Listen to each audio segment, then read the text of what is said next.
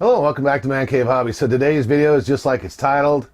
This is the new 1-watt transmitter by HDZero plus the Micro V2 camera, which to me is an absolute game changer. So much so that now I can finally get rid of my DJI Vista stuff. I'm back. Where have I been? Well, bought a jet boat. This canyon right here goes for 26 miles like this. 26 miles. We've been having nothing but fun, camping, boating. Yeah, I've been flying quads too. I mean, you can see right here, camping. Been doing some fun. This is mostly on the Vista this summer. But honestly, guys, the reason I've been gone is not just camping, but products this year have been more evolutionary than revolutionary. And I'm just really not interested. I mean, this channel is an extension of my hobby. I make no money on it. I'm not here to push product or whatever not. And so if I'm not interested in something, I'm not going to sit here and cover it. I'm not interested, right? So, yeah, that's pretty much what's been going on. That's why I've been gone. I've just been flying. Plus, I also kind of stepped back a little bit because, you know, I kind of did have a falling out with Fat Shark, the founder of Fat Shark. I just felt that he wasn't really supporting my friend Carl like he should have been. And I think we all seen that, especially now that Carl has taken up the captain of his own ship. He took my advice on that. Became the captain of his own ship. Now look what we got. We got multiple cameras, multiple VTXs. There's so much crap coming. It's unbelievable. You'll hear about it in the next couple weeks. So it's been a great thing. And I took a lot of crap on RC Group by suggesting that Carl should go out on his own. But now look at him roar. And it's just the beginning. It really, truly is just the beginning. So I'm so happy that I finally did get this VTX. It's been a long time coming. He did send me some other stuff for review this summer. He sent me the rectangular racing VTX that Fat Shark marked up through the moon, and I wasn't really super excited about that. And the reason why is it's rectangular. It doesn't fit in a lot of frames, so I didn't do a review on it. And then he came out with HDZero came out with a 20 by 20, but I never got to send a copy of that. Now I did get sent a copy of the Micro V1 camera, but mine was an evaluation. And it was doing some weird blackout stuff, so I really wasn't interested in doing a review on it. I'm sure you wouldn't be interested in watching a camera blackout every now and then. So I did, and then also too the Scout HDs. I was promised a set of Scout HDs. I'm glad they never sent them because once again it was Fat Shark dipping their toe in the water instead of diving in head first, kind of like what they did with the whole Bite Frost. And they sold them as an evaluation or something like that. I don't know. Not too many people covered it for a reason. So, yeah, other than that, you know, I haven't really been doing much except having fun jet boating and camping and just having fun. All right, so here we are on the bench. So let's take a look at this. I'm going to show some video here off the side. It's going to show you weights and measurements here that I did earlier. I decided to redo this entire review because Ryan sent me the Micro V2. And what an absolute game changer. Not only that, he sent me the shielding. I'm going to show you a picture of this. I installed the shielding. Now the shielding is what you're going to get in the retail package. When they first sent out these testers, they didn't have any shielding. So the performance wasn't incredibly stellar depending on your antenna, which is another exciting announcement. I guess they're going to include an antenna finally. That's great because the out-of-box experience for the last couple of years when you're dealing with Bite Frost and Shark Bite has always been hit and miss. I mean, some people have had great luck, some people have had bad luck. It just depends on your antenna and your pigtail. So now it's a really great thing that they're actually going to include their own antenna with this system. So that way the out-of-box experience is the same for everyone. And if you do try a different antenna and you're like, well, this one doesn't perform as good as the stock antenna, you know it's your antenna. Okay, you're not guessing anymore. I guess the retail package is also going to include an 8-centimeter cable, and I really hope that they up that to a 15. Ryan and I were talking about that, and the reason why is even here in the Diatone, and you can see Diatone was smart enough to include 30 by 30 mounting, 20 by 20 mounting, and also an adapter for the air unit, so you can put any HD system you want to in this. But from here to here, a 12-centimeter cable barely fit. In fact, I couldn't put the backing, I don't know if you can see it, I couldn't put the backing on the Micro V2 camera because of that. So I would like to see them have a 15 centimeter cable included as opposed to an 8. 8 would be something for a, you know, something like a little 4-inch or a 2-inch. This has got HDZero in it. You know, or even a whoop. I mean, a whoop would be 5.5 or an 8 centimeter cable, but not a full size quad like this. So I would like to see them kind of update that. But it does include an antenna, it does include a cable, includes everything you need to hook up. And this was super simple for me on the Roma V2 to hook up, because everything's right here. I mean, everything's on the pad. It does work off the 9-volt pad on here for the BEC, because Carl at Dimimath did change the firmware on this, so it doesn't just punch the BEC on your FC. It actually slightly warms up to the 1 watt, where before it was just banging that BEC and it was causing some issues. So that was a great thing. That was a great firmware. The one thing I will mention, and it has been mentioned in the long range, is this plug right here. I really wish they would have put this plug on the front where the camera cable is, and you can see why. You don't want cabling hanging out the side there to get caught on tree branches, and you know, possibly a prop. If you had a little bit larger props than this, it would definitely hit that if the prop got down there. These are what, 5.1s. So yeah, I wish they would have done that as far as a design change. But this micro V2 camera, I redid this entire review, guys. I had this done, and it wasn't a really great stellar review because I didn't have the shielding like you're going to have on the retail package, and I was getting really bad results without that shielding. And I didn't have the micro V2 camera, I had the nano camera. And the nano camera is a good little camera, don't get me wrong, but this is a game changer right here. This micro V2 is 4x3, 16x9, and I gotta tell you, man, the performance of this thing is the reason why I spent more hours editing and everything else re-upping this video. What an absolute game changer. We're gonna show you that here in a second out there in the field. So yeah, I mean, I can comfortably say now with the micro V2, now I have 4x3, which is what I prefer.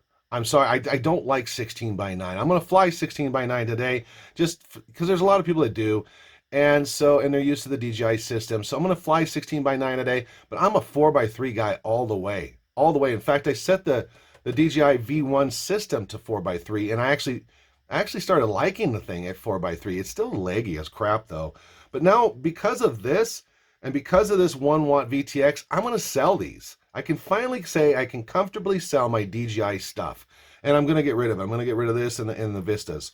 I have no use for it, and Daddy needs a bigger supercharger for the jet boat. So I'd rather just, instead of having money sitting here on the bench, I'd rather sell it, get the money in the bank account so I need a bigger intercooler as well, and an impeller, and exhaust, titanium belt. 2 hours later. Anyway, that's the VTX. That's the install on the Roma V2.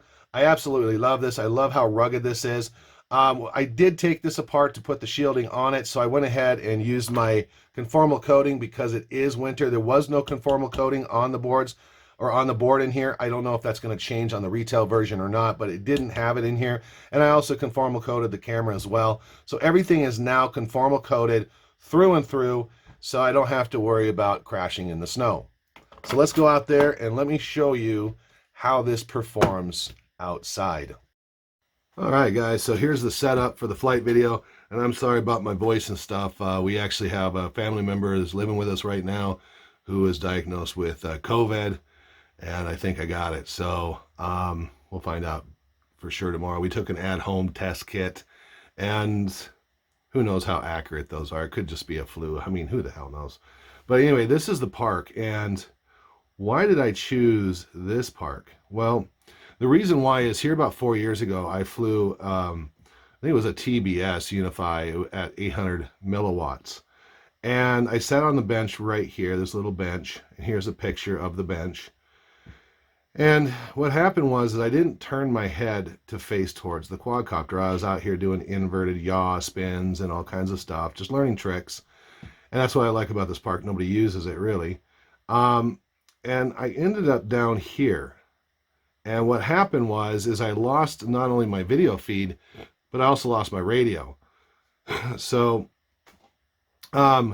consequently, I didn't have my failsafe set up correctly. And when I lost the radio feed, the quadcopter kind of just took off on its own. I did get some of the video feedback, but it was only a blip, and it went over here and it crashed over in this lake area. So that's why I wanted to come back to this, because I knew this was a tough area. There's a lot of stuff going on down here. We do have an Air Force base in town. We have an international airport in town. And right along the river here, this is kind of where the cell phones and every single thing just kind of resides towards the ground. And so you lose range. You really just do. It's a very tough area.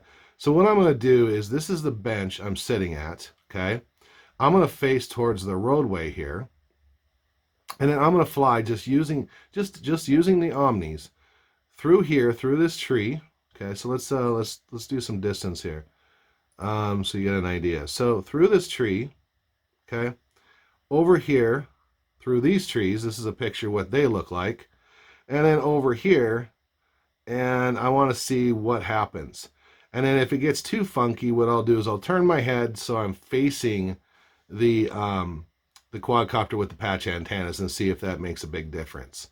Now, I do apologize, guys. I am flying in stabilized mode, and the reason why is I'm sicker than a dog. And it was 35 degrees plus 35 degrees Fahrenheit today, plus a 10-mile-an-hour wind coming off that river, which you'll see in the video. Okay, you can clearly see I don't have the camera set up properly in the quadcopter. I'm getting a lot of stuff in. I thought I had the camera far enough forward. You can see the wind. Like I said, I mean, I'm feeling kind of funky. I don't know what the hell. I'm feeling like lightheaded and everything else. So I just want to make this quick. So I set it to max power, which is 1 watt. And we're going to exit out of this. And then we're just going to fly around in stabilized mode. I don't feel like walking 900 feet to go pick up my quadcopter in a foot of snow. So you can see where I'm heading. I'm going to head right through here. Now that tree is going to block my line of sight to the quad. And I'm running on Omnis at this point. So my head is, like I said before, my head was faced, or is faced, towards the roadway. I just want to see what the Omni antennas do. We still have a link quality of 8. And I don't understand the bars, because the bars up there in the top right corner, they shouldn't be acting the way they are, because a couple of them have to be patches. So I'm going to get through this wall of tree. Once again, here's a picture of what these trees look like. And it's just a wall of trees. So I'm going to go back down over here. Also, too, with stabilized mode, I can just pop up over the top of trees and regain, regain my reception. So I'm going to go over here behind these trees. And this gets kind of hairy right here. So that's with me facing just with the Omni antennas on the top. So now what I'm going to do here is I'm going to actually face my patch antennas towards the quadcopter, and I want to see what it'll do here and see if it gets any better. Because I like I said, I'm kind of confused with the bars up there on the right. 2 of them should be the patch antennas, and I mean, before I shouldn't have gotten anything. So it's a little bit better, as you can see here, with the patches. So we're going to go over here and see what the patches do, how they perform over here. And they actually perform not bad, considering. I mean, that's a lot of trees between, that's 900 some feet between me and the quadcopter. So, and I mean, you can see it's a wall of trees, and then you got another wall of trees, and then you got a tree right next to the bench. So that's pretty good. I'm impressed with it. I know when I took the Vista down here, it was acting kind of strange.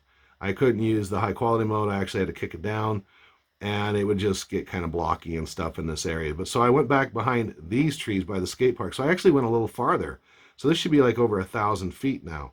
And you can see I have a lot of trees. There's 3 big groups of trees plus the one right next to me on the bench. So it's pretty good.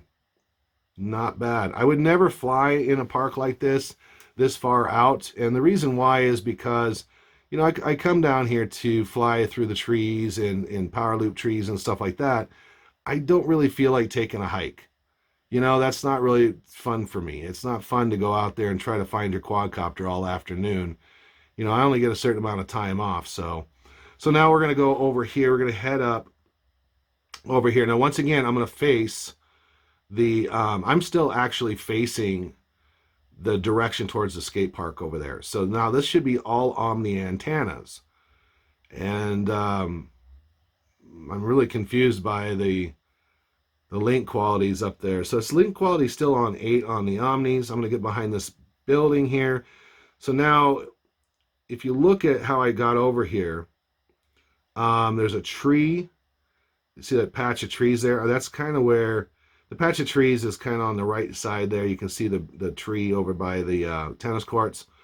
So I'm blocked by a tree, and now I'm blocked by the building. So the link quality goes down to 4 and then down to 1. So let's get over here by the chain link fence. Now on the chain link fence, this is what this looks like on the other side. It is a very thick brush. This is chain link, so you're going to have a lot of, you know, I mean, it's metal, so what do you expect? And I am right, okay, so I'm right kind of in the middle. You can kind of see me right now, just sitting there by all the play equipment. So I'm going to go down here. And the link quality still says, well, now it says 6. I'm going to fly out of here. Now, at this point, I am pointing my patches at the quadcopter. We're going to go past the truck here. And then I'm going to play over in this area now. And this is typically what I would do when I go flying. This is about as far out as I would go because there's plenty of fun right here. So I have no real reason to go. I have other quadcopters with iNav. I don't need my, you know, if something happens, I can hit a switch and it'll come back to me. So just over here, I am facing the quadcopter through these trees.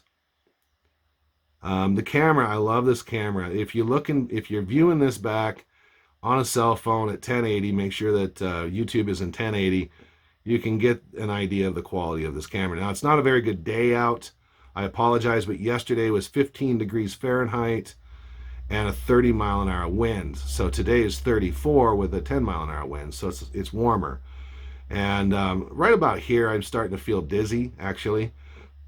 I'm starting to have a sore throat, and I'm starting to have some issues. But I told Carl that I would get this done. And so that's what I'm doing. You know, and hopefully I don't end up on a respirator later on. So I'm going to go over here, and I'm going to dive down, kind of get down below.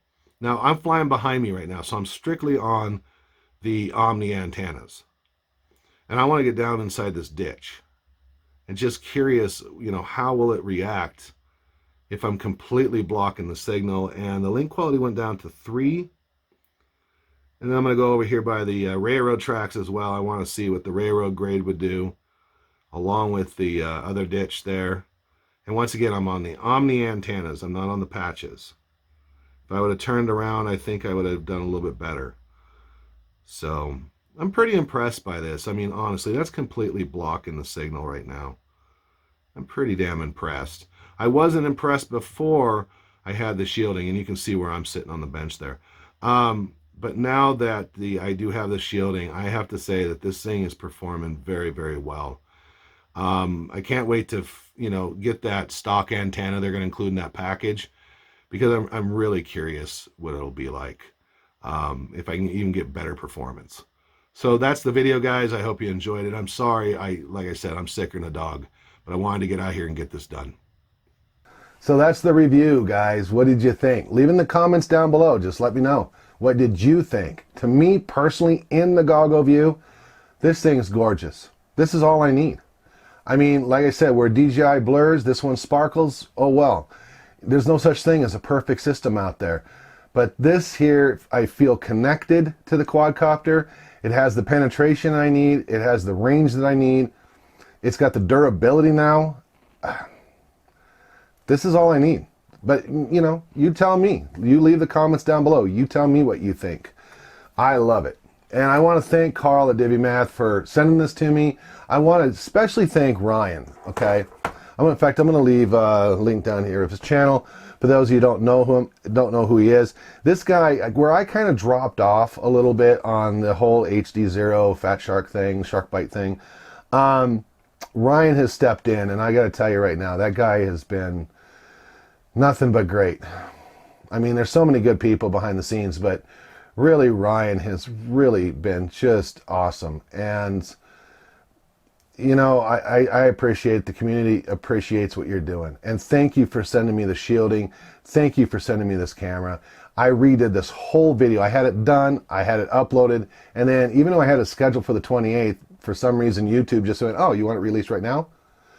So I got released and I had to jerk it back down. I redid the whole thing because you sent me that camera. Because of this camera, I redid this whole thing and the shielding. So thank you so much for that, really honestly. Guys, I'd say buy it. I mean, especially for the price. It's rugged, it's durable. Just buy the damn thing. So, what do I have coming up? This. The Plastic Fantastic by DJI.